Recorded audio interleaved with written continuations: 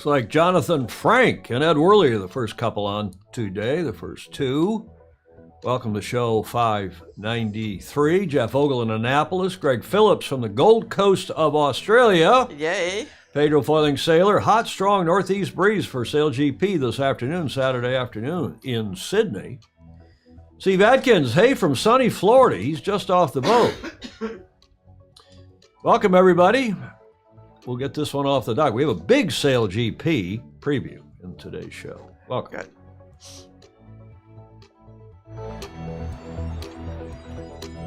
Ten, 9, 8, 7, 6, 5, 4, 3, 2, 1.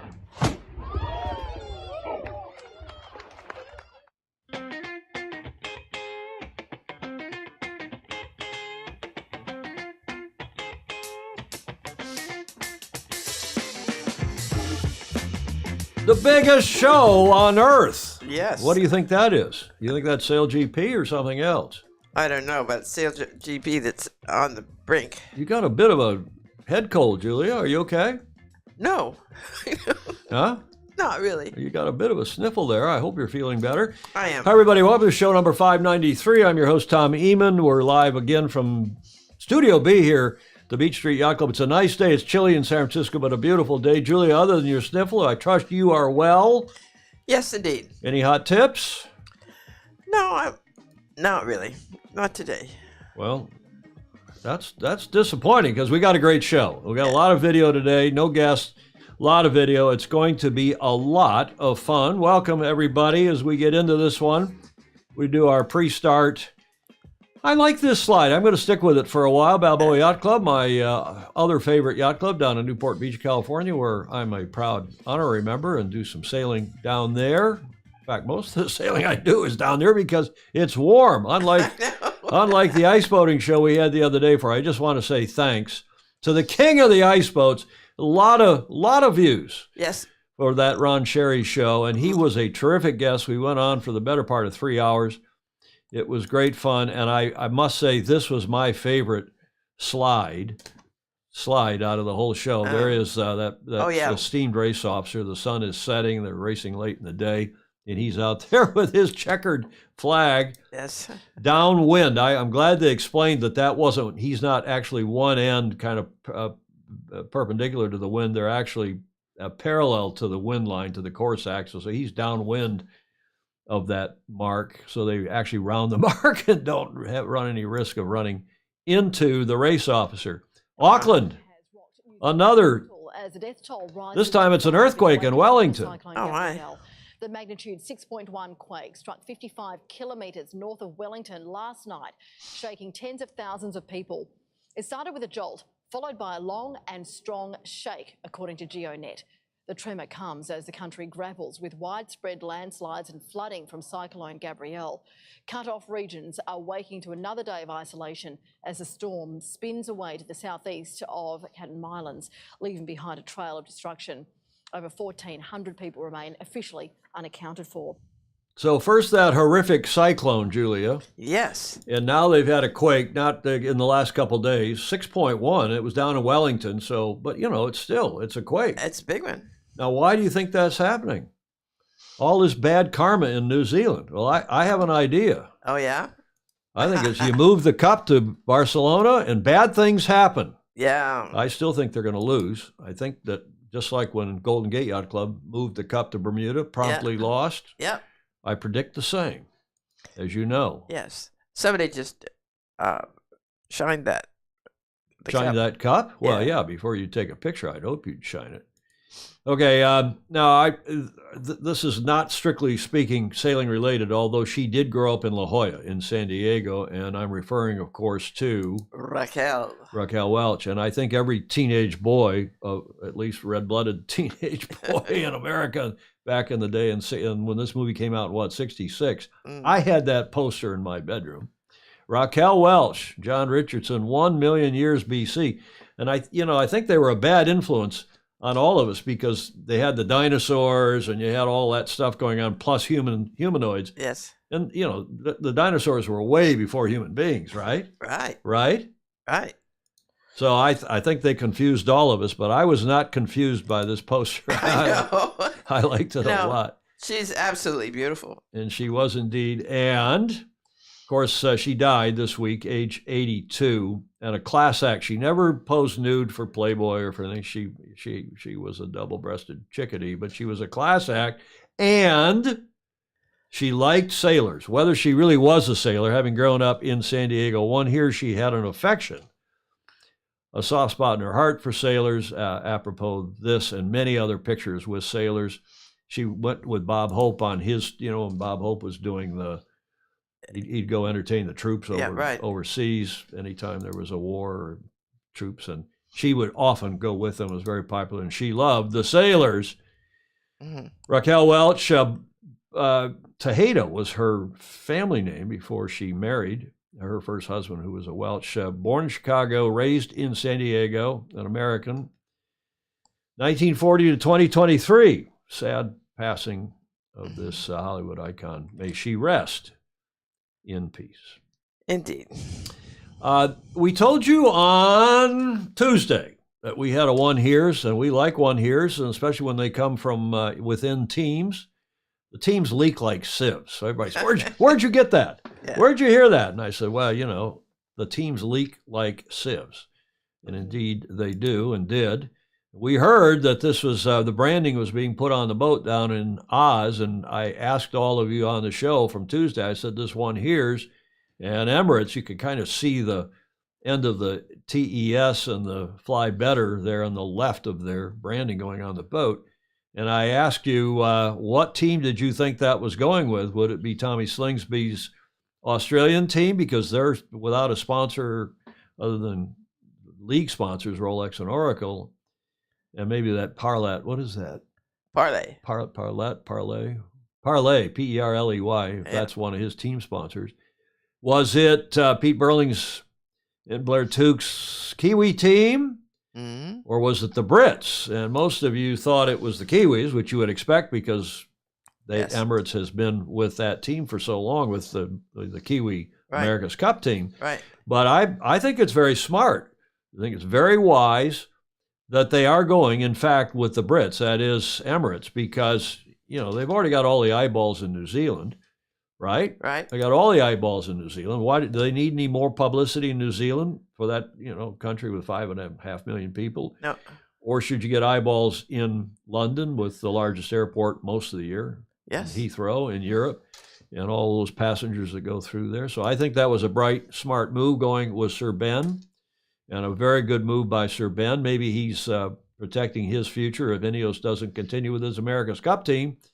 But in any event, this photo from a spy, one of our friends in Sydney, after the boat was launched on Thursday, sure enough, confirming the British team with their branding. Cool stuff. Mm-hmm. And bravo Zulu to all of our FOSI who helped us with that. Here was the official announcement. Great Britain SailGP team and Emirates announced 3-year partnership. Emirates, the world's largest international airline, and the Great Britain SailGP team, one of the world's most successful sailing teams, yesterday, have announced a 3-year sponsorship deal. Under the agreement, Emirates will become the sailing team's first ever title sponsor, starting with this weekend's KPMG Australia Sail Grand Prix on Sydney Harbour, which takes place today. It's Saturday the 18th down there, and tomorrow, Sunday the 19th. There is the team with Sir Ben there in the middle posing in their new unis, their new livery. And the name of the team, Julia, is? Emirates GBR. Emirates GBR. Indeed it is. The president of Emirates, Sir Tim Clark, who's a Brit, said, "We're delighted to announce our new partnership with one of the, get this, world's most successful sailing teams. Emirates and the you could argue about that. Yeah. Emirates and the Great Britain SailGP team share common values, ambitions, and drive, making this partnership a natural fit. Together, we'll take the sport to new levels, bring fans closer to the action, and deliver world-class experiences to customers worldwide." I think it's a good move. I think it's a good move especially by Emirates. Mm-hmm. You agree, Julia? Yeah, I think it makes sense. And here's the video.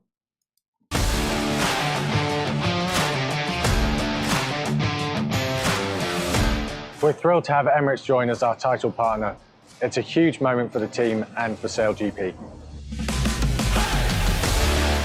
It shows how much SailGP has grown that such an iconic brand as Emirates has got behind our team and the league. SailGP is seeing unprecedented growth in the form of new race locations, partners, team owners, and most critically, the fan base. Having a partner like Emirates come on board would undoubtedly push the team and the sport to new heights.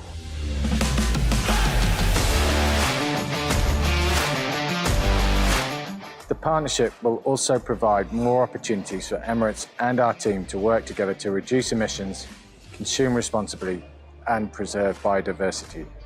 This includes our ambition to inspire at least 3 million young people across the world to take action against climate change through our digital climate education platform, Protect Our Future. We're incredibly proud of the new look Emirates Red F50 and can't wait to get racing this weekend.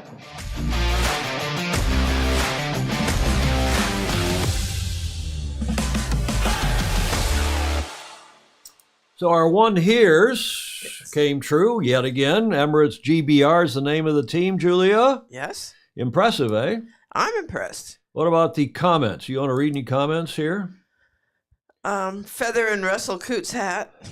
It is indeed, and you know he and Grant Dalton are not the best of friends, so I think that is interesting. What else?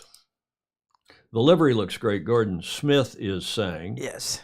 You agree with that? Yes. Although I'm about less impressed with all black everything these days, but never mind. Well, it's dark blue. I think it's dark blue, not Is black. Yeah, everybody's in that kind of black look. The men in black.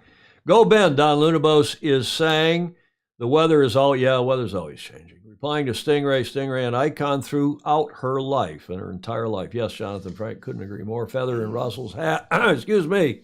Arsenal, the football club.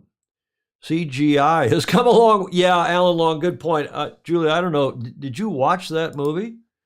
A million years BC. Did you ever see that? Yeah, a long time ago. I almost put the trailer on here, but I thought people would be critical of me, like I was obsessing on Raquel Welch, which I did as a horny teenager.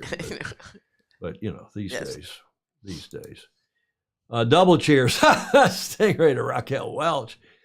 Graham Sweeney checking in from Scotland. Hi, Tom, Julia, and the Fozy. Having bandwidth issues tonight. Most of Scotland took the day off because of the storm Otto, and my server has redirected to Oslo, Norway. Have a great show. Okay, we'll miss you, Graham. There's some things from Graham at the end of the show. James Frederick Bland. Everyone loves sailors and the 13-button Cracker Jack uniform. Oh, yes, and they do. They do indeed. Okay, let's carry on here. Because there's some more SailGP news. You talk about a Bravo Zulu to Russell. You got to give them credit for this one, too, because SailGP and this week, Rolex, they announced landmark new 10-season partnership. Now, one here is it's not for 10 seasons. It's for 5 with an option, but that's still same thing. Very cool. And Bravo Zulu to Russell and to everybody else involved. And, I think you got to say he's doing a hell of a job and making some of the naysayers, some of the doubters look like croutons. Yeah. SailGP, the Global Racing League, and Swiss watchmaker Rolex have announced a groundbreaking new 10-season partnership, which will see the iconic brand extend the relationship as the global presenting partner and as the exclusive official timepiece of the championship through to the end of season 13. Of course, this is only season 3. Rolex joined as a presenting partner from the launch of SailGP in 2018, which this May will reach the conclusion of a record-breaking, why is it record-breaking? I guess no one else professional has done it. Yeah. 3rd season, before beginning an expanded 4th season this coming June. This partnership highlights the strong alignment forged between the two brands as the championship continues its rapid growth. Bravo Zulu, Russell, and everybody involved. And they tweeted out this picture this morning. Nice picture. An hour or so ago saying, good morning, good Saturday morning, Sydney, with racing starting today at 4 o'clock, 1600 local. We're going to talk some more about SailGP. There's a lot more news, too, and we'll cover it here in due course. But first, do you know what day it is today, Julia? Here's your first and only clue.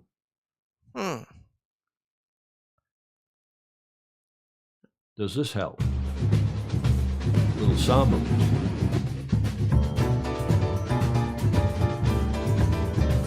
A Joe Beam, too. Yeah. Ooh, yes. Well, it could be the beginning of Carnival. Carnival. It yeah. is indeed. And this is from a video from a friend from their live rehearsal a week or so ago. I mean, this is such a big deal. They rehearse. They go down that street. It's not exactly a street. Yeah. And they're getting ready because today is the opening day. Today, Friday the 17th of Carnival. Look at this guy. He talk about it.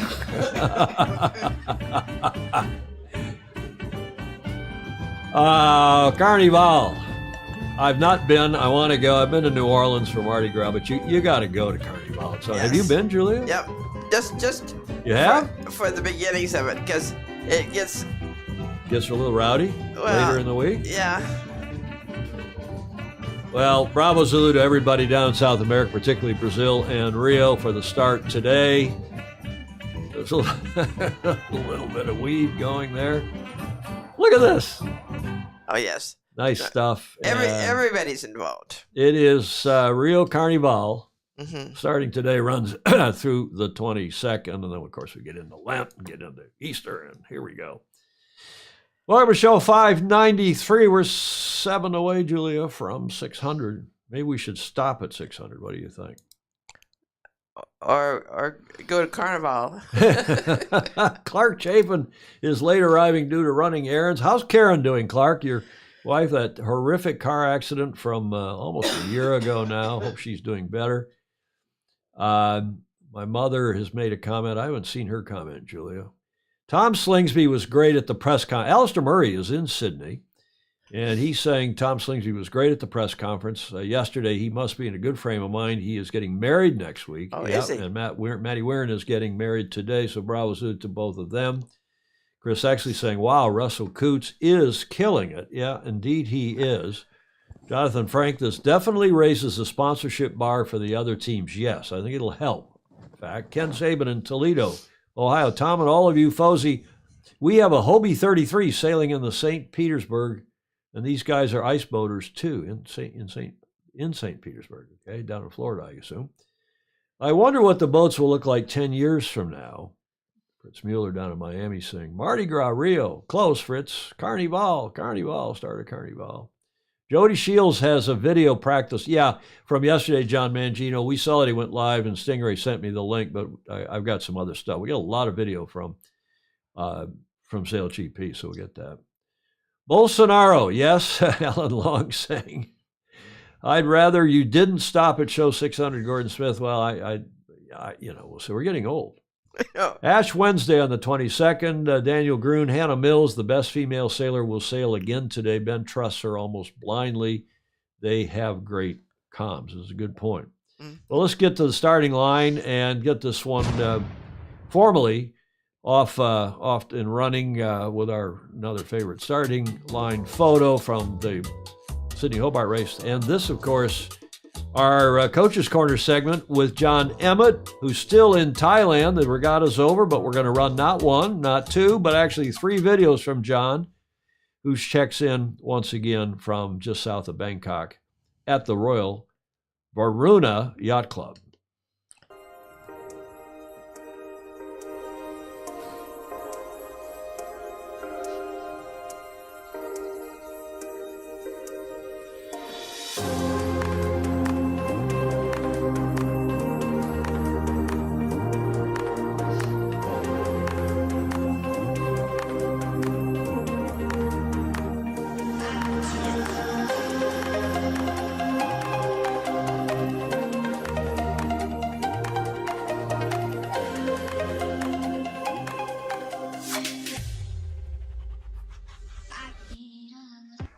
Day 4 of the Ilka 6 Masters World Championships here at Varuna Yacht Club.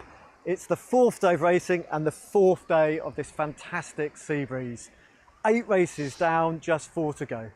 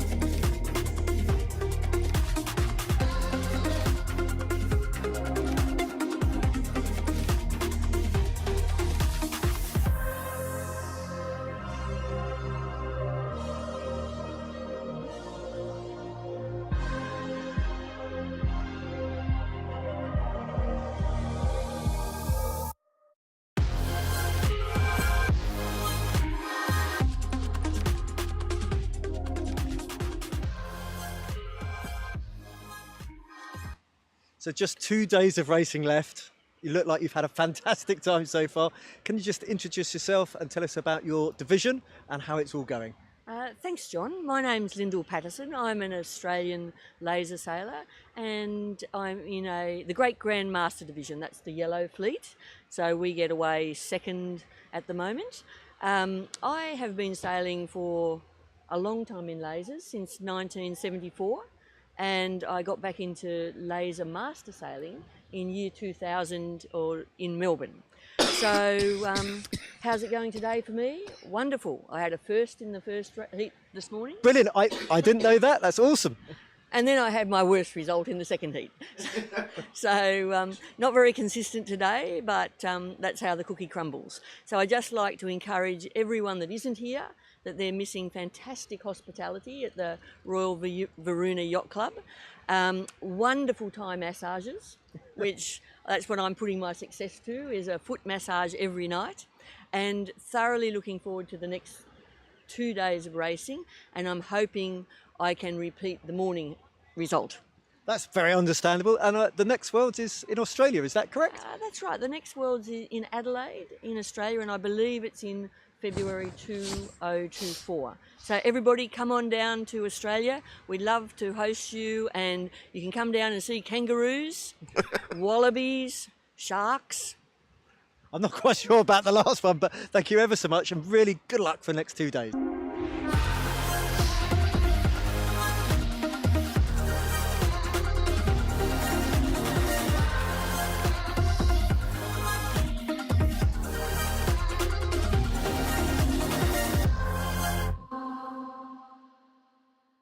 Now, I didn't properly introduce that video because that's actually from day 5, and it was so good that I run it, even though the championship's over.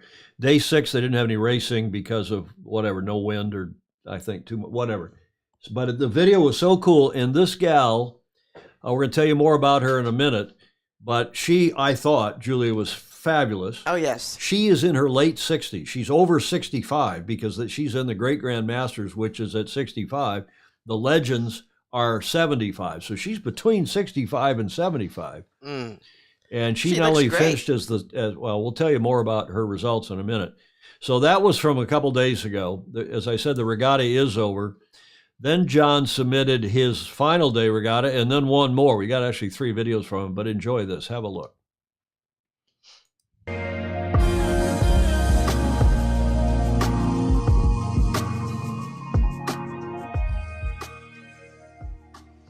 So day 6, really tricky final day here. 2 races completed in a shifty northeasterly offshore breeze.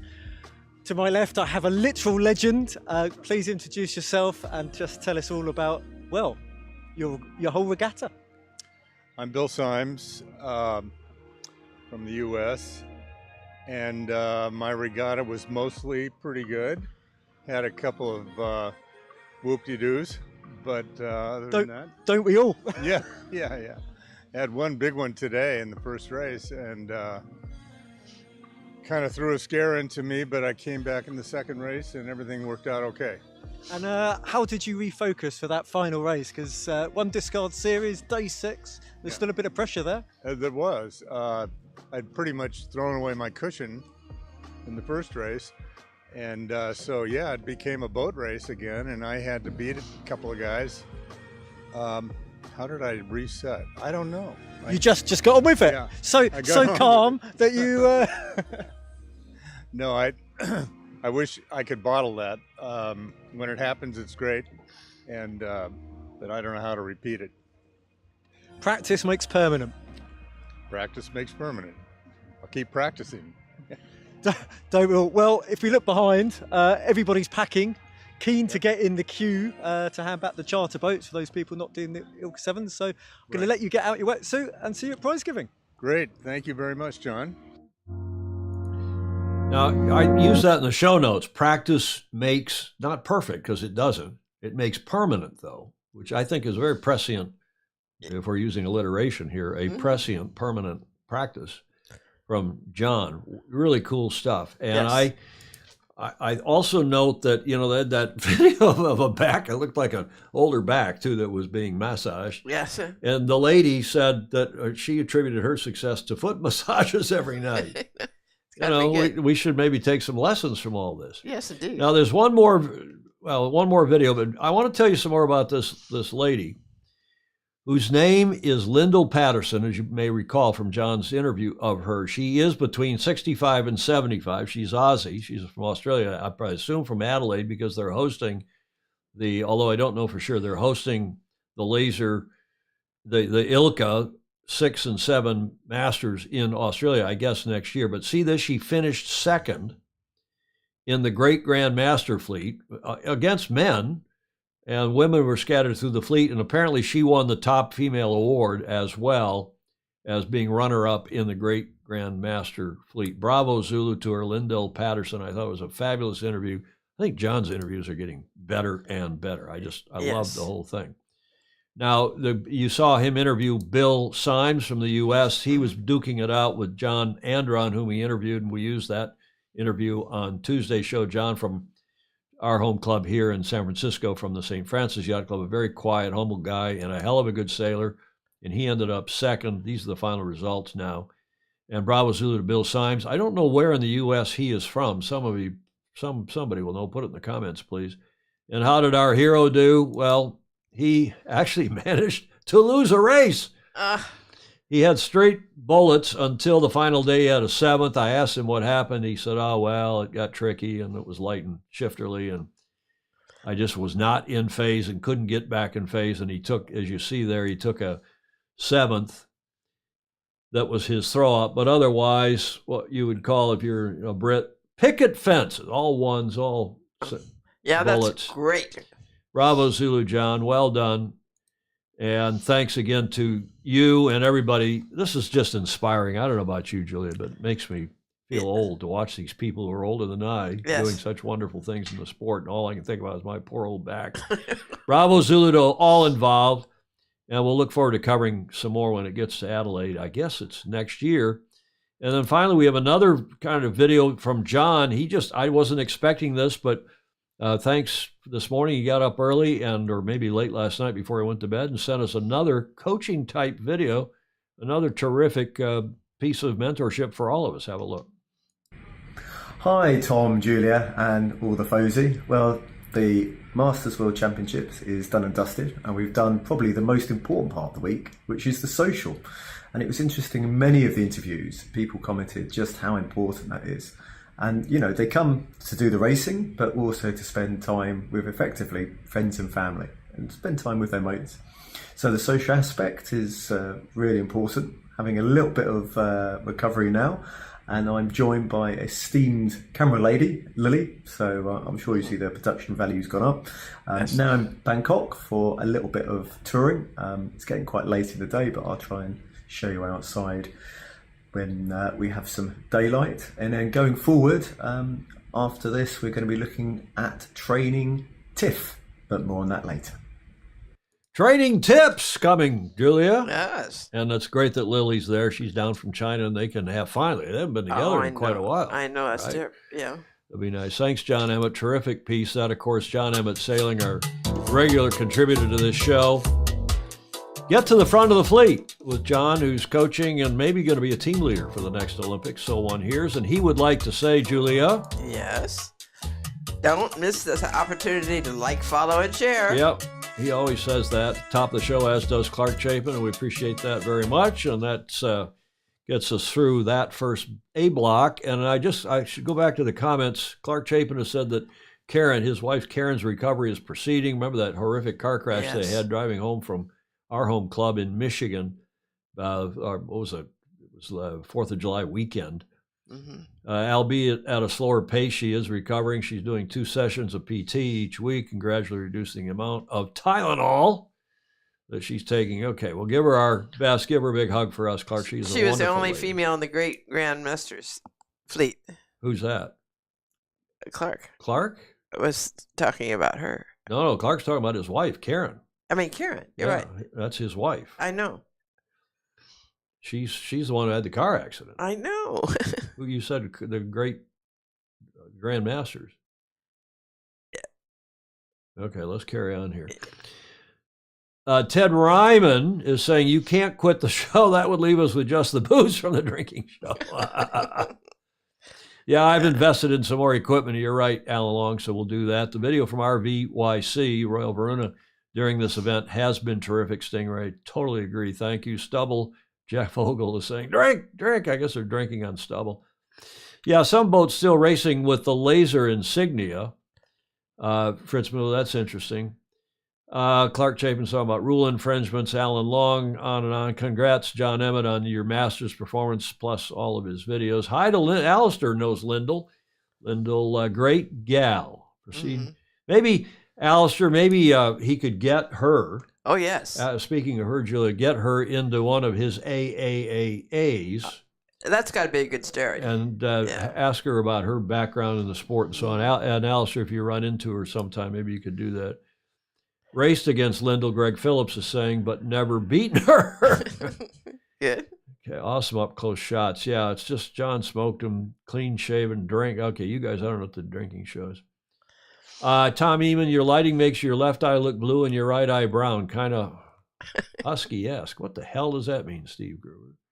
Because huskies often have different colored eyes. Oh, they do? Husky the dogs? Yep. Well, my eyes are green, so they're not blue or brown. Ooh, they I think it's, you know what? I think it's a reflection off the monitor, but nonetheless. They do look green today. They seldom look green to me, but they I know that I was wearing this scarf for a reason. This is a tie scarf. Oh, it is. You said that came from John Gomes, and it's in honor of John Emmett as well. Yeah. Pedro Foiling Sailor is saying that Lyndall is from Queensland. Okay, cool to know. She was the only female in the Great Grand Master fleet. Interesting. What else here? Boy, a lot of comments. Well, we call it a picket fence. Chris actually saying here in the U.S. too. Picket fence is universal. Steve Atkins agreeing. 2 for 3 on the clean shaven. Daniel Grun over in Augsburg in Germany is saying they're going to have 40-kilometer-per-hour wind gusts. What's that in knots, Daniel? That's what, 20 knots, give or take. Tom, go for 30-minute walks and get some PT, balance and fall prevention, PT workout, resistance training. Julia, I got the camera on you, so they don't see the reaction on my face to James Frederick Bland's comments. Yeah, it's 20, 21, 22 knots. It's that windy now. You know, I have a, I'll get to it. I have a live shot from Sydney Harbor, a webcam, and we'll get to that in a sec. What else? Look at all the, Steve Stingray's asking, do sailors bring their own sails to events like this? I think they do. If John's on, he'll know. I'll work on Lyndall, on a Lyndall interview for you, Tom. Thanks, Alistair. We have one of Alistair's A4s in the can, too, maybe 2 of them, which we'll get to in due course. They're both evergreen. I've been waiting, putting them on. And we've also got Ed Worley's got some America's Cup. Oh, good. He's got in the can 1 or 2 of those. We got to tune up, and we'll use those as well. Let's get to the ocean race here at the top of the B block. And as you know, as we keep saying, they've gone from Alicante over there on the left down to Cape Verde, Cabo Verde, and then into Cape Town now, where they are at the end of their second leg. They're down there visiting Ted Ryman. And the news is that 11th Hour Racing had problems with their foils, or so they told the race committee and convinced the race committee, because a couple days ago they requested of the RC permission to replace their foils. This was on Thursday. The race committee of the Ocean Race received a request to replace foils for leg 3 from 11th Hour Racing on February 16th, well, that's yesterday. The race committee is currently reviewing the technical report supplied with the request. The rules of the ocean race specify teams are only allowed to use 1 set of foils in the entire race. However, a team may apply for permission to replace a foil that, quote, suffers serious damage that cannot be repaired before a leg start. And here's the video about that request from yesterday from 11th Hour Racing. My name is Mark Towell, and I'm the CEO of 11th Hour Racing Team. So we're here in Cape Town. We're well into the maintenance period, and yesterday we discovered, after some NDT testing, that we have quite substantial damage to both of our foils. When we were in Cabo Verde, we noticed some visual cracking, and the sailors inspected them to the best of their ability, as they were the only ones able to work on the boats. And in consulting with the rest of our team and our designers, that we were advised to carry on into leg 2.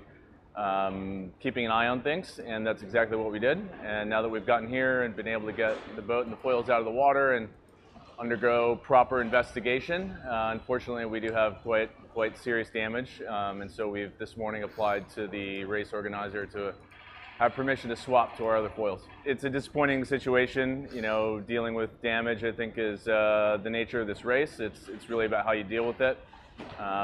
I feel very fortunate that we have a great team, you know, all the way through the tech team into the design and engineering squad. I'm personally not a designer and engineer, but I do trust my team, and if the recommendation is that these foils can't be ready for the next leg, then I think we're doing the right thing by swapping. Yeah, Stingray is saying 11th hour's race is over, obviously. Too bad, love that team. Well, I don't know if it's over, but there's some grumbling from some of the other teams about them being allowed to switch foils. And I don't, you know, I assume I'll take them at face value that they've got a structural problem with foils, not one, but two, and they've convinced the race committee that they have. And of course, maybe they just think those foils were slow and they want to go back to their older ones, which is what the other teams, some of them, are implying. But you know, they all need, there's only 5 teams. They need these guys to be in the race and to be competitive, and I'm sure they will be, hope they will be. And we don't need anybody getting hurt because the foils fail, right? So the update is that the race committee have approved it. This was as of this morning. We've got this notice. Request for foil change has been approved. The Friday update, the race committee for the Ocean Race has given permission for 11th Hour Racing to replace its foil due to damage.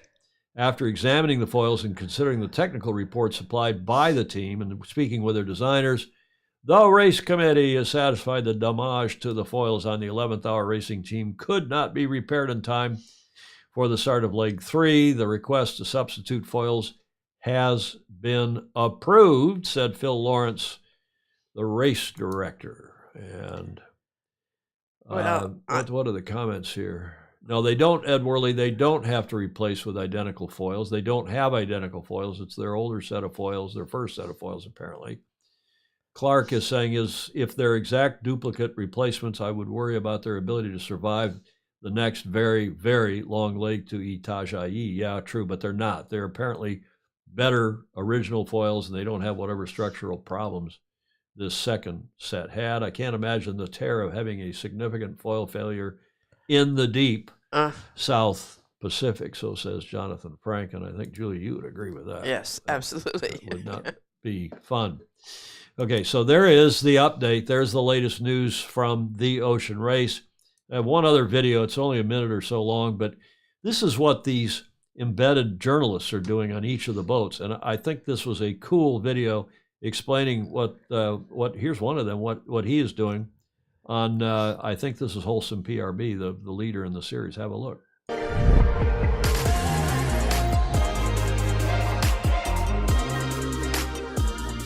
So my job on board, I'm doing the photo, the video, maybe podcast, editing.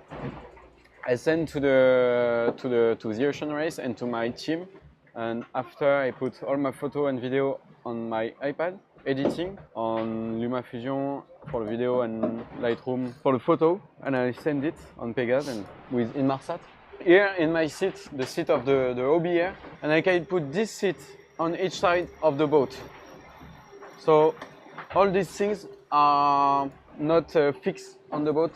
It's really comfortable. So no, it's not very, very difficult for now, but if there is not this, yes, it's been difficult because you have to sit on the box or in the cockpit or in front of the computer, so it's not my seat. So the OBR, as they're called, the onboard reporter, Just a quickie there on what they do. Each of the teams has one, and that's how we get the fantastic video back from the ocean race. Yes. And I said on Tuesday that maybe we'd play the video. They have a composite video of all of the drone footage. These boats are launching drones, especially in the lighter air, and taking video. And then once they get into port, somebody, I suppose, up in Alicante pieces it all together. Yeah. So I didn't have time to run it because we got a lot of other video. We want to get back to our really big preview, our epic preview of the race going on this weekend, the racing going on this weekend in Sydney. Right. We'll get to that in a minute, but first let's do this day in history. Julia. Yes. Do you know what happened on this day in history? 1972. Now, I dedicate this segment to Clark Chapin and to Joe Holtzman and anybody else that had anything to do with the automobile industry, because here's your first clue. Well, it wasn't the introduction of the Beetle. Correct. That's actually the last edition of the old style VW Beetle. They were producing those in Mexico for a while. They were producing them in Wolfsburg in Germany. Yes. Here's your next clue. What happened apropos these cars in 1972? This is the 15th million Ford. Stingray saying was a Raquel Welch's first VW. The 15th million Ford Model T rolled off the off the assembly line in Detroit on the 26th of May, 1927. Those are your clues. First million Beetles sold, Gordon Smith is asking. Head restraints. No. A lot of people had Beetles. Did you ever have a Beetle, Julia? Nope. You didn't? Nope. Too little. Yep, my first production car, Super Beetle, Jeff Ogle's saying. They exceeded Clark Chapin's got it. You would expect Clark to know this. They exceeded the production, the Model T production on this day, correct, in 1972. It's hard to believe. They rolled off their assembly line in Wolfsburg on February 17, 1972. Germany became world champion. No, not in soccer, football, or any other sport, but on this presumably wintry gray day some years ago, 50 years ago if it was last year, a light blue Beetle rolled off the production line in Hall 12 of the VW plant in Wolfsburg. Yes. So 15 million and change. And there is a shot from, I guess, I don't know where that is, the VW Museum. It looks like a Porsche logo in the back, too, with the 1972 VW, the 1913 Model T.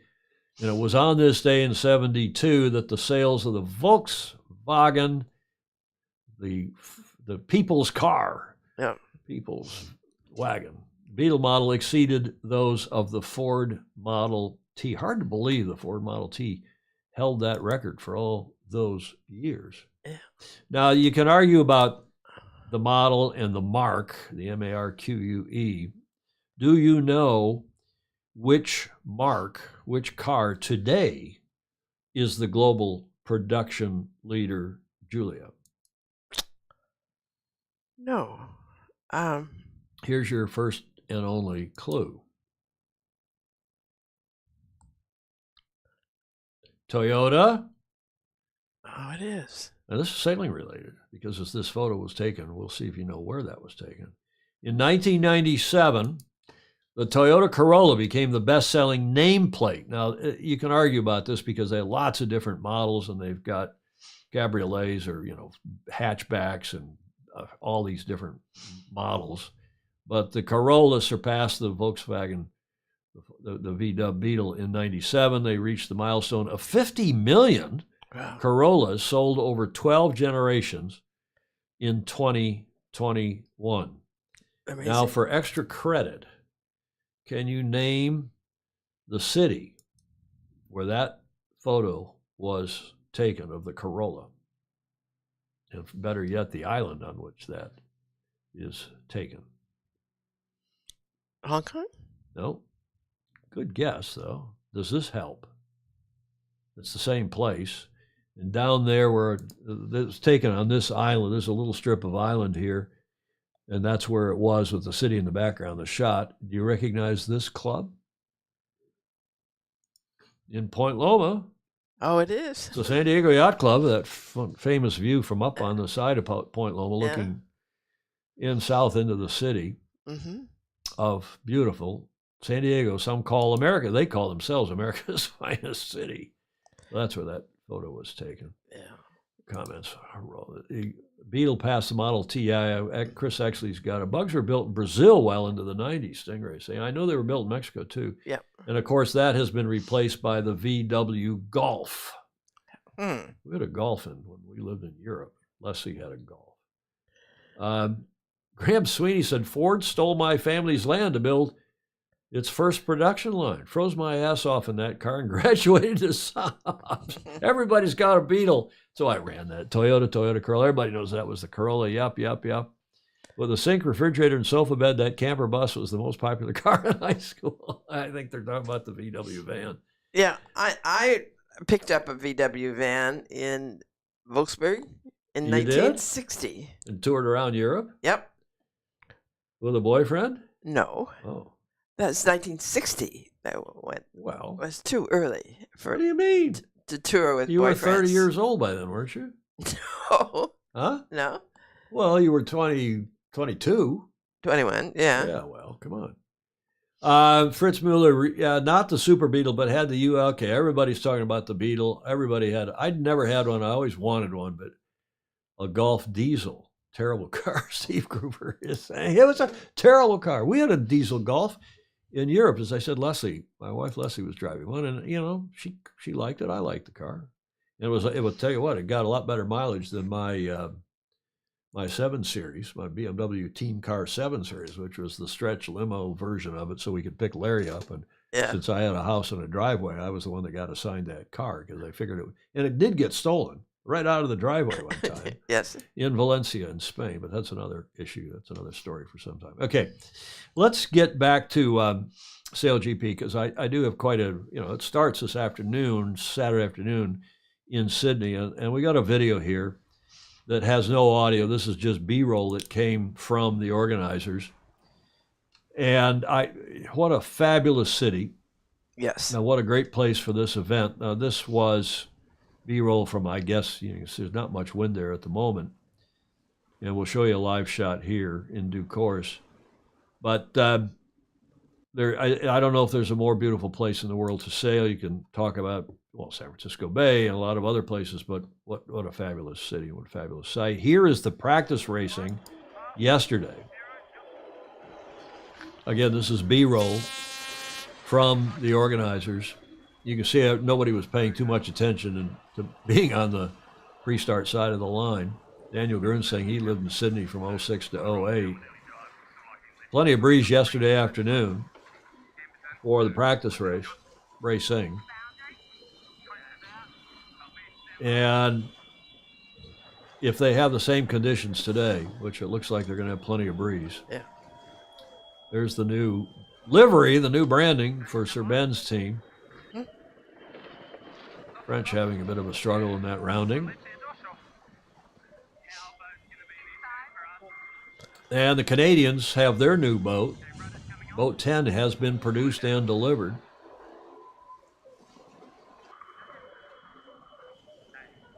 Remember the Kiwi boat, which is the old Canadian boat. Kiwi boat got struck by lightning in Singapore. Here's the finish. Tommy Slingsby, the Aussies, winning that practice race. There were, I think, 3 yesterday. This is the last of the 3, I believe. And there is the Kiwis. I think that you're looking at the 2 leaders probably going forward. There's 3 events left, but we'll see. We'll see if Sir Ben with his new branding and livery can get going, and we'll see if Jimmy Spithill can get going. He's up against it. Now, speaking of Jimmy Spithill's team, some bad news for them, as a couple days ago there was a training injury. Erica Reinecke here from the States broke her leg, one of the bones in her leg, lower leg.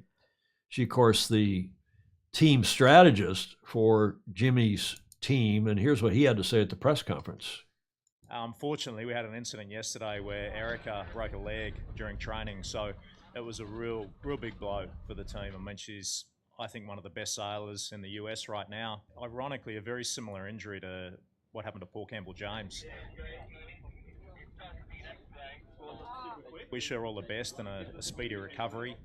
But in typical Erica fashion, you know, she played it down. She was basically escaped out of the hospital with a leg cast and was down hanging out with the team. Frustrating, but it's sailing, yeah.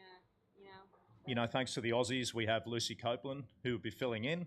In typical Aussie fashion, she jumped straight on the boat and just started ripping into us. I think her first line was, "I'm here to help you guys win races again."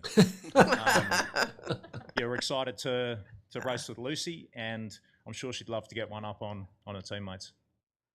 Yeah, and I just, obviously we all are feeling for Erica and not being able to sail. It looked like the cast was just, you know, when you break a bone, your legs, whatever it is, usually swells up and they put a temporary cast on, and that's what that looked like before they put the permanent cast on after the swelling goes down. So she's still hobbling around down there in pretty good form, and wish her a speedy recovery as well. We'll see how Jimmy does with his Aussie mate. Of course, Jimmy is an American. Now he's got an American passport. Sailing, right? Notwithstanding, he's sailing for the Italian America's Cup team. So much for the nationality rules. Now, this is another video. This just, we have to embrace the whole big picture, right? Right. This is for the enviros among you and among us. Have a look. My name is Mitchell Brennan. I'm a PhD candidate at the University of Technology, Sydney, and currently doing research on the Sydney Seahorse project. The species that we're working with is the Sydney seahorse, or the white seahorse. Seahorses are really reliant on habitats, which provides them with a lovely place to live. Unfortunately, the habitats for the white seahorse, including seagrasses and soft corals, are threatened largely by human impacts. And so we are installing artificial habitats known as seahorse hotels to provide seahorses with a lovely new place to live. Over time, these artificial habitats will have lots of growth, which the seahorses absolutely love. SailGP is supporting the Sydney Seahorse project. This will include the support of the breeding and rearing of white seahorses in captivity to then be released out into the wild, and we expect to have more than 100 seahorses released into Sydney Harbour in 2023. We hope, on a long-term scale, that we can allow the white seahorse or the Sydney seahorse to be no longer classified as endangered, and hopefully seahorse populations are able to bounce back. I think the RORC would be proud. You know why? Why? That's their logo. Oh, is it the white seahorse? Well, I don't know if it's the white seahorse. It's the seahorse. Okay, so bravo Zulu to them. That was a nice piece. And interestingly, a couple other points. Daniel Grun is reminding us that the Canadian boat was christened Spirit by Georgia Lewin LaFrance. Yes, that's indeed. I didn't put that video in here because we got so much stuff going on. Merely a flesh wound, as the Black Knight would say, Clark Chapin saying about Erica. And according, Aussie will fit right in on that. Yeah. Apparently, Hans is back on as flight controller. Okay, we'll see about that. And Jody Shields, who's down there. I don't know if Jody's doing commentary on, is it Shark Island, Jody, where the VIPs are? But he says she's already on a plane back home, so I hope she's recovering quickly and will recover. Seahorse Hotels. Yeah, that's what that video was about. Love it. Great. Replying to it, yeah, grew it last night one here, so I don't know about all that. Okay, now we got another video. That's just the last slide from that other one, from Emirates GBR, as they're now called. And this is I love this video. It's another one of these up close and personals that SailGP is doing about the various, I don't like the expression drivers, but about one of the skippers, the helm, and this one who is leading the series, Tom Slingsby. My name's Tom Slingsby. I'm from Gosford, Australia. I first went sailing on Brisbane waters in front of Gosford. I think probably my first day sailing was about 5 years old, and I think my first time racing was about 7.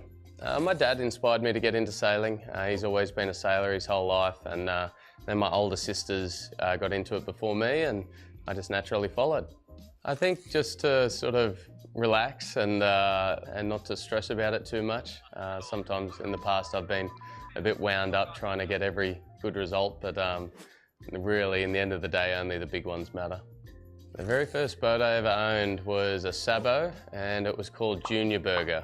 My sister got to choose which boat we bought, and the deal was I got to choose the name, and I realised my sister hated that name, and I quite enjoyed making my sister angry, so I called it Junior Burger. I think my first job was maybe working at the laser factory building boats, or it could have been a fisherman. I was a tuna fisherman for a while there, and yeah, I wasn't very good at that either. My favourite sailing destination, I think for SailGP, I love the Sydney event. Having the F50s on Sydney Harbour is amazing. I'm a window seat guy. Once I fall asleep, I just don't want anyone bothering me.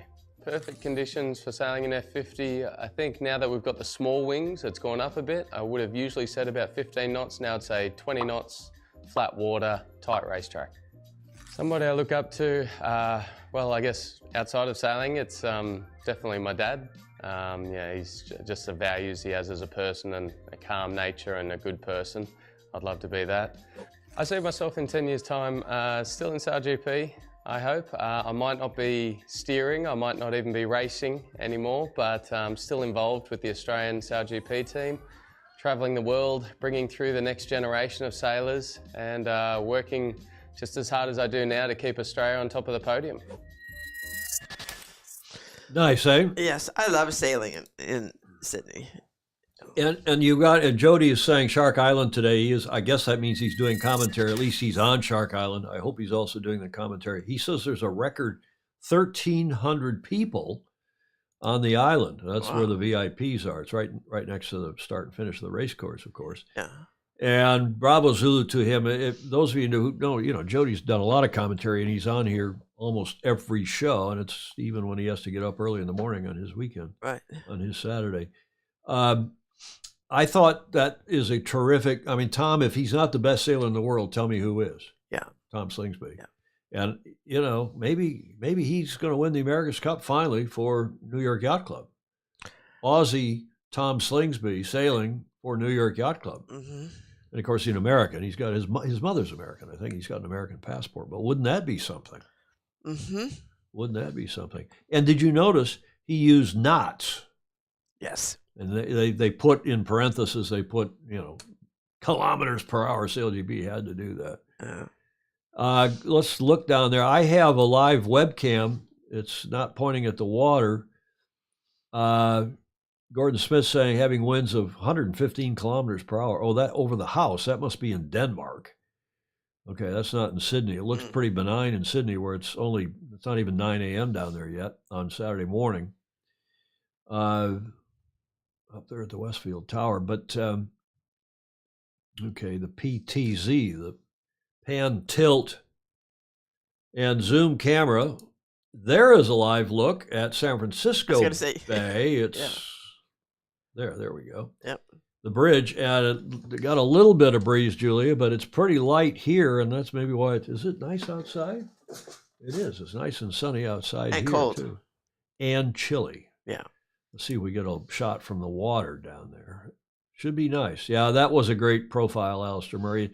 You know, I was thinking, as I was in hair and makeup today, Julia, which of course means getting a shower and a shave for this show, I think this SailGP is happening in a big way. You got to admire Rolex. You got to admire now Emirates going with Sir Ben. Yeah. And the fact that, as Jody reports, they got a big crowd on Shark Island, the VIPs. What do you say, 1,300 people.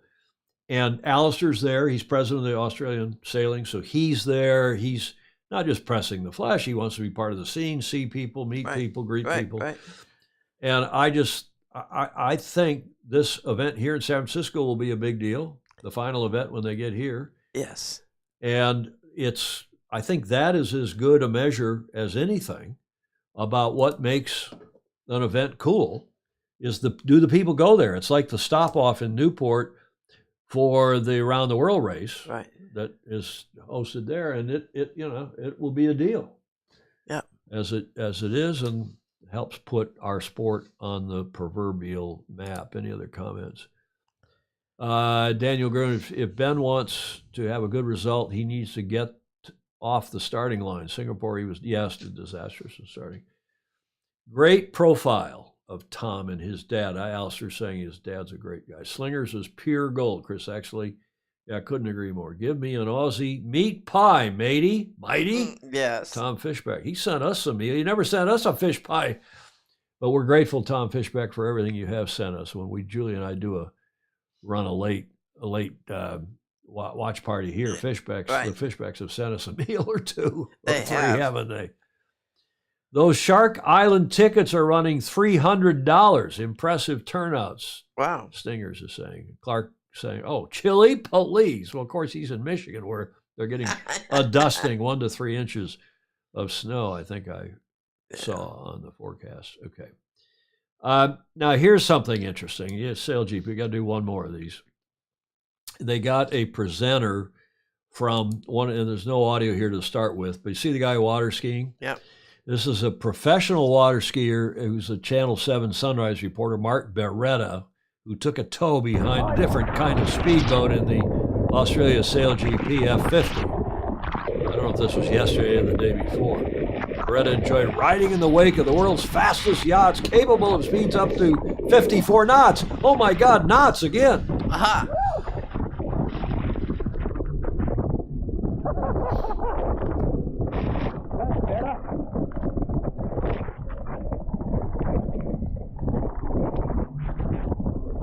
He drops off here, and I don't think it was because they were going too fast. I think guys can tow behind. Some professional skiers can go faster than this.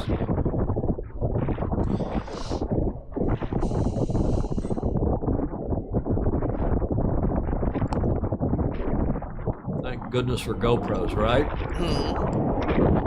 So we're out here on Sydney Harbour ahead of the SailGP race with the Australian team boat. We're going to attempt to water ski behind it. Never been done before. Hell of an opportunity for me, so very excited to get out there and give it a crack. But I've no doubt that this boat has the speed and the power to make it happen. So yeah, let's do it. Bring it. See you guys. That was unreal. Like, it was wild and fun and awesome and everything all at once. It's a rush. That's what this whole sport's about. It's a rush. Skiing behind one of those, being in one of those is a rush. Skiing behind it, that's a pretty big rush too. Big enough for me. Okay, well, it's a good promo, provided, presumably. Yeah, we did it. Can you believe that? We water skied behind that beautiful beast. That was the toughest, roughest, most exhilarating, most fun thing I have ever done. Thanks, Tom and crew. Loved it. Get down here and watch these guys. They're awesome. Presumably, they ran that on Channel 7. Pretty well. A little promo it's not easy as conditions well. out here on That's Sydney courtesy Harbour. of It's Ocean it's very bumpy, Media, the YouTube channel. well, And Stingray, thanks for sending that link along, because I had another link that somebody sent me overnight. I think Pedro Foiling Sailor sent me a link, but this was a little more professional video than the one that we were getting off Channel 7. Old GoPro, maybe, as image stabilization wasn't cutting the mustard. Yeah, it was Luca Craig in Auckland. That's probably right. I've water skied behind my catamaran, Graham Sweeney said. I remember a photo once of someone water skiing behind a Flying Scot, but not at those speeds. Well, that's true. I mean, you can water ski behind any number of boats. Let's go back and listen in here for a sec. Let's do it again soon, eh? Today I had the once-in-a-lifetime experience of being the first person to water ski behind a SailGP boat, and I can't believe we actually did it. It was unbelievable. It is by far the craziest, most intense thing I have ever done, and I loved it, absolutely loved it. The boat is just beautiful. The conditions were challenging, but we nailed it. And to tick that box and say, yeah, we did it, and no other boat has done that before, but Team Australia can. As well as racing this weekend? Yeah, I figure if they can pull me skiing, they can win this race, no problem at all. So I'm perfectly tuned. Yeah. The pressure and the wind and the intensity and the performance of that boat is just like nothing you can imagine. You know, you can be doing 100 Ks an hour in a straight line, and Tom will kick it into a 90-degree turn, just like that. And the G-forces are phenomenal. The speed of that boat on its own is incredible. But then you think about putting another 8 out there around it, is just unthinkable for me. Like, it's all happening so fast. It blows your mind. And the technology of that boat and how it works is just phenomenal. So it's given me a whole new appreciation for SailGP. I've always loved it. I've just triple loved it now. It's awesome. SailGP should hire this guy, Julia. Yes, indeed. Well, maybe they will. Huh? Maybe they will. He's the Ron Sherry of SailGP, of the Aussie. Look at enthusiasm. Yeah. Graham Sweeney said, I've behind his catamaran. Somebody said they'd water. I have a friend that water skied at 100 miles per hour behind a seaplane or something ridiculous like that. Might be a Canadian record or something, Steve Gruber saying. Yeah, A-Scows, E-Scows, Flying Scots, people water skied behind boats before. It's not the first time I skied behind a sailboat.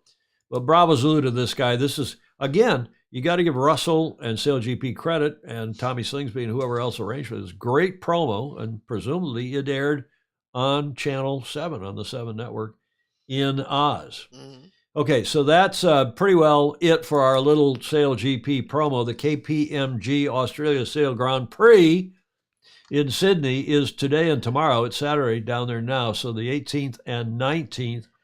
You can watch it live. It's delayed here in the States if you're watching it on CBS, but you can watch it live on the YouTube channel, and I don't think it's geo-blocked. Tonight, our Friday night at 2100 here in San Francisco, midnight on the East Coast, 0500 UTC. That's London time this time of year before they go on daylight time. So at 0500 London time and UTC, and then this afternoon, Saturday afternoon in Sydney, local time 1600, and that's both today and tomorrow for SailGP. So I'm going to watch it, Julia, for sure. A little America's Cup news. I have videos from a couple teams. This is another Friday video day. A lot of videos come out toward the end of the weeks, which is why I tend not to schedule guests on Friday, because we want to run these videos for you. And this is interesting because, well, here, you have a look. This is cool. Lee McMillan, tell us what you were doing on the boat today. Yeah, today I was trimming on the starboard side.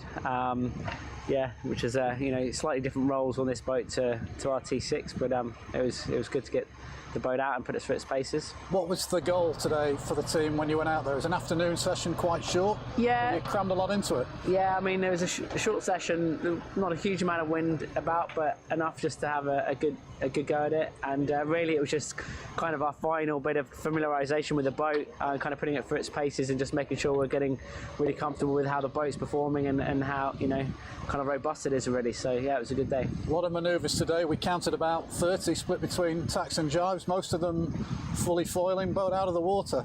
Must have felt nice. Yeah, no, it's good. It's a different kind of boat. It's obviously geared up for, the kind of one design aspect and, fully autopiloted, and, that seems to be, fairly well tuned. So no dramas there. And so it's nice to kind of, there's certainly a lot less kind of things to deal with on a boat like that, where everything's kind of tuned up to make it easy to sail. So tell us about the transition from non-foiling mode to foiling mode, because the autopilot only kicks in at a certain point. You've got to get it into the air, don't you? Yeah, I mean, the autopilot kicks in pretty early in boat speed wise, and it's really just kind of understanding how well it tracks its target and things like that, and how much you can rely on it to kind of to do what you'd expect it to do. So there's a little bit of trial and error and finding the right kind of settings on this boat and in different geometries of bustles and foil arms and things like that. So just kind of having a little look at it. So I wouldn't say we've got that absolutely nailed down, but certainly a step in the right direction. It felt to us like the boat tacks a lot quicker than T6. It was kind of hard to keep up with you today. Yeah, I mean, it's different. There's a lot less going on for us on this boat. There's a lot of things that happen automatically, and so it's a different kettle of fish really. It's really kind of geared up just for the racing, not for the development. So we're just purely focused on boat handling, whereas in T6, boat handling's a bit of an afterthought really. We're kind of more interested in the data collection and getting the testing that we need, for the designers. You mentioned the racing. It seems to us like these boats are going to be super exciting to race and to watch. Any thoughts on that? I think they're going to be great, racing machines. They're all going to be, identical, and performing really, it's a really high performance boat. So it's going to be a great racing, getting them out there all against each other, that's for sure. Now that you've got to this stage with the boat, what's next in the coming days or weeks for you with this boat? A bit more of the same, I think. We're just going to build up the confidence in it and push it up through the range and kind of know where the limits are with this particular boat and just try and find, the kind of the settings for this boat that feel good for us. That's great, Lee. Thanks for sharing that with us. Thanks a lot. Cheers. Okay, now a lot of you have already clued in on what I was thinking when I saw that video when preparing today's show. So Steve Gruber saying, so the OD, okay, let's back up a notch here. Remember, Julia, they wrecked their LEQ 12. That is their bespoke, their custom small boat that does not qualify to break. It doesn't qualify as a surrogate yacht because you can only build one AC 75, and any boat bigger than 40 feet that is bespoke is that's the LE less than or equal to 12, which is 39.36 inches. So just short of 40 feet. Remember, they wrecked that boat, capsized, went turtle, the electronics, and so on. Right. So they've now, in the last few days, pushed their AC 40, the one design boat, which they're going to use in the women's and the youth, out of the shed, and they've been sailing it. And this boat, which has it looks like it's got a lot of automation in it, and a lot of you have insisted that it does, and it's push-button sailing, and it's not too amusing because it's not, it's push-button sailing. Yeah. 4 people in the boat, I guess. So look at how much better, as Steve Gruber is saying. So the OD AC 40 sails better than Ineos's LEQ 12. Yeah. Exactly. ETNZ will be winning AC 37. Well, let's don't get too carried away. Daniel Groon, these boats, meaning the AC 40s, do not have a future, in his humble opinion. Too much autopiloting. And Steve Gruber also saying you can order one for a mere $2 million somethings dollars. Nice vid, Ted Ryan. Yeah, it is a nice video. That was one of the best spy vids yet. I agree, Ted. With all the autopilots, why not just stay on shore and conduct the racing by computer simulation or remote control? Clark Chapin, you wouldn't have to go anywhere near the water. We need to get back to in caps. He's shouting and real racing and not just push buttons, Daniel Grun in Augsburg, Germany. Do you agree with that, Julia? Yes. Yeah. Okay, so there's a spy video, and I think a good one. And then this next video is from Team New Zealand. They now, for the first time, they've got 3 boats that are active, including their previous winning AC 75. Have a look. For the first time, I think ever, we've got 3 boats in our shed. So it's been really cool building the fleet over the last few months. So started with 140, got 2 of them, and now we've got Te Rehutai back in the fray. We've sort of struggled to get everything in, but we've got an AC 75, an AC 40 inside, and another AC 40 out in the yard. So we're certainly maximising our land area. The 2-boat program is going really well, and the opportunity to carry that on for the sailing team is huge. So we're going to try and run 2 AC 40s while we continue the fit out in the shed of the AC 75. So at some point shortly there'll be a crossover where we finally get the AC 75 back on the water. It's actually kind of weird to think that it's nearly 2 years since she was actually sailing out on the Wairarapa, so that'll be cool. Turn the mics up. What do you think of that? 2 years. And now that boat's been recommissioned. They are, I don't know if they're ahead of American Magic or not. The American Magic's been sailing their AC 75 from the Cup and in Pensacola for quite some time now. So we'll see how they're doing. Now, Stingray, you get your finger ready, Julia. All right. Stingray says, one hears the teams are calling these AC 40s the TNT America's Cup World Series. Now, you can give him a finger wag. No. Huh? No. Well, you see what he says it stands for? Tits and tots. Yeah. Because it's the women's and the youth. I really think, Stingray, that means tarts and tots, as the late great Bob Fisher would have said. Tarts, not that. Okay, well, that gets us to the D block for today's show. We're an hour and 15 minutes in. Tarts and tots. the Women's and the Youth America's Cups, which I think are going to be interesting in these boats. Yes. I am a little worried about fleet racing with a bunch of people sailing these boats around in close quarters. We shall see. The last leg, we are now commencing. Last leg to Gloucester, this Thomas Hoyne painting from middle of the last century. A little update here. Remember when we told you about Clarice Kremer being dropped by Banque Unpopular? They've now dropped out of the Vendée Globe. According to today's issue of Tip and Shaft, Banque Populaire announced today, Friday, that they would not be lining up at the start of the next Vendée Globe at all. Not only have they dropped Clarice Kremer, and they say as a result of the Clarice Kremer affair and all the bad ink they've gotten, Banque Populaire considers that the conditions are no longer right to tackle the Vendée Globe with peace of mind. This is obviously a translation from the French, the original French, and has announced that she, and I assume that she, I mean by the bank, not Clarice, that the bank will be withdrawing from the 2024 Why wouldn't it be edition. she? I think that's just the translation. I think that was getting the pronoun wrong. It's not that she is withdrawing. I think if she gets a sponsor, she's going to sail. That's why I don't think that she is accurate. Now, somebody may have a later or different take on that than I, but I believe that that means the bank is dropping out. That's certainly what the lead of that said, and I don't think Clarice intends to drop out if she gets another sponsor, and knock on wood, she does. Yeah. Certainly hope she does. Okay, thank you to Jamie Hutchison for sending that note along just before we went to air this morning.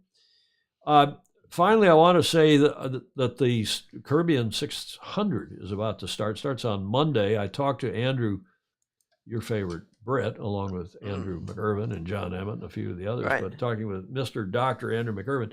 He is not going down to Aruba for this event, which is too bad. But it does start on Monday, and here is the video.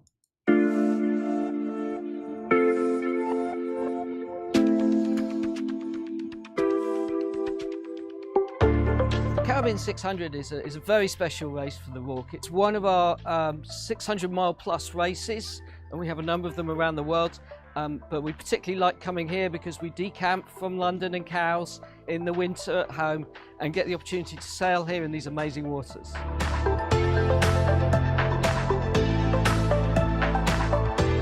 When you do an offshore race, sometimes you have a boat that is not the same as others, same speed, and you're out there sailing by yourself. What you really want to do is have other boats close to you. We're so fortunate this time that there are a few 52 to 54 footers who are rating quite similarly, so we're going to have a great tussle. It's always a big challenge and an honor to sail against all these pro teams, always very cool. And I think what our mojo for the boat would be is having a good time while giving the pro teams a bad time.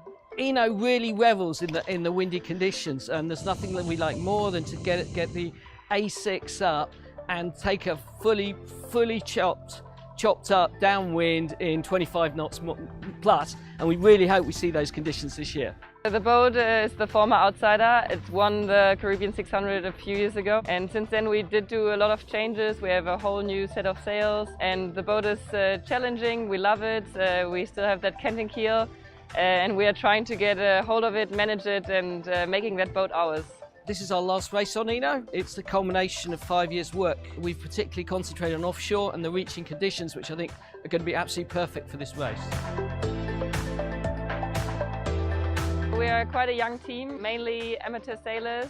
But I think most of us are really experienced dinghy sailors. So we have guys that did I think 2 guys that did an Olympic campaign. So we really have that fighting dinghy race mode on our boat, and we're trying to bring that to the race course. Done, for example, the Transat, also from Rock in January. Yeah, we didn't break anything during the whole Transat, so we are extremely comfortable and confident with the boat at the moment. We developed the team in a way where we have a mix now of some really experienced pros who've been sailing with us for a long time, but also quite a few younger people coming up. What's great with our team now is that we can also take all that experience from those people who've been around and transfer that and for the youngsters to learn. And it just becomes a much nicer ambiance on board. It's the journey to get there, right? It's building the team, building the boat, training together, and sharing those moments.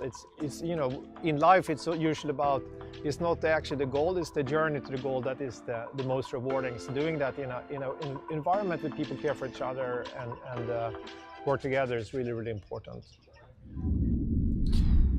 The RORC's Caribbean 600 starts on Monday, and there is the course. I always like to look at the race course. And you can see they start there. Shall I go to camera 4? They start here in Antigua. It's a bit of a confusing diagram, but it's a bit of a, you know, confusing race course in some respects.